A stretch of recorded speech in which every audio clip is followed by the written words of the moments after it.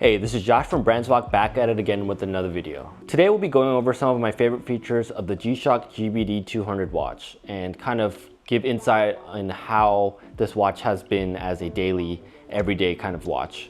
So without further ado, let's get started. So a little bit of background.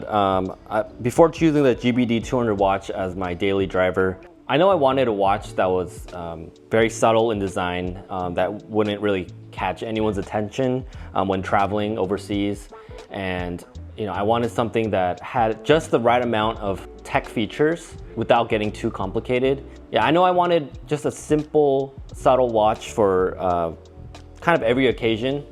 So starting out with my first favorite feature of the GBD200, it would definitely be the PID pixel in display that this watch features. If you look at G-Shock's other legacy watches, they have that classic, I would say like a calculator screen technology still in it. The thing that caught my eye with the GBD200 is that it had this really clear, legible, bold display, almost like an e-ink reader. This was a perfect feature for me being outdoors throughout the summer without having to squint or cast a shadow over it, trying to read the screen.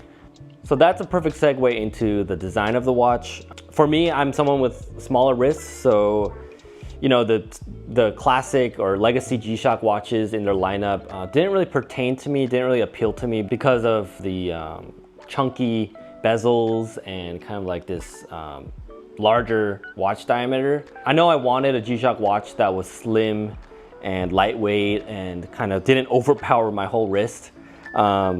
So when they came out with the GBD200, I was pretty excited to see that they really slimmed down the bezels. I feel like they made this watch for people like me. It has all the durability features like the 200-meter water rating, the LED button, the signature 4 left and right buttons on each side.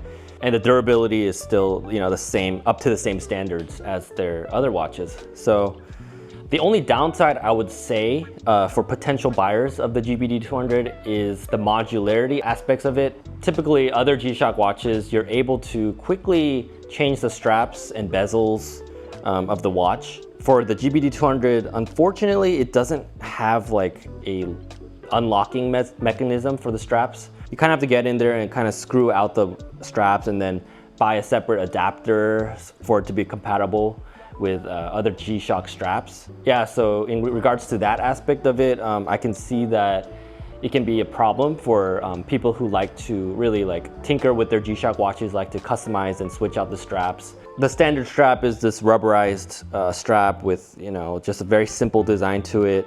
It's lightweight, it's slim for me, and I didn't find any particular issues with the strap that it comes with. Yeah, but that's just something to keep in mind for people who like to customize their watch straps. In terms of battery life, it comes with the CR2032 battery, which is typically found in all of G-Shock's watches. This gives you 2 years of battery life. That's pretty impressive for a watch this size. The next point I have is the tech features, or I would say the smart features of the watch. So the GBD200 it's not really a smart watch in the sense of a Fitbit or Apple Watch. I would say it's more of a simple tech watch. It has those basic features of tracking your heart rate, tracking your steps, all those kind of standard features, baseline features, I would say, of G-Shock watches. But the main point behind the GBD200 is that you can pair it with your phone and connect it with the G-Shock Move app. And what this allows you to do is kind of control and tinker with the settings of the watch, set your time zone, track your steps and all that. Things that you can do manually with the watch face, but this kind of goes to my next point is the watch face is not very intuitive when it comes to actually dialing the settings and going through the menu system. I found that using my iPhone was a lot more seamless and less of a hassle because the screen is very small and it's kind of hard to memorize all those functions behind the buttons. If you're someone who values convenience and just being able to see everything on your smartphone and being able to change watch settings through your phone, this would be the right choice.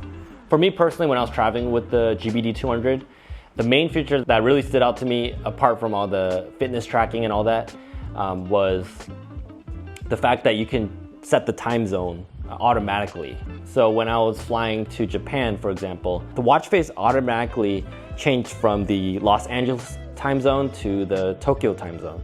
I know it might not sound like a big feature, but as someone who really dislikes tinkering with the small display and kind of tinkering with these like plasticky buttons, I was really happy to see just how much time it saved. So I would say if you're looking for a very simple fitness watch, just with basic functions and features, then this will do. But if you're looking for a more comprehensive fitness watch, I would go for a more dedicated fitness watch like Fitbit or even Apple Watch. Like I said in the beginning of the video, I wanted something that was very subtle in design, that was affordable with just the right base level of fitness features. So who is the GBD200 really for? Definitely, I think it's for someone who might have been put off by G-Shock's legacy watches with kind of the chunkier aesthetic and wanted something with a smaller wrist real estate.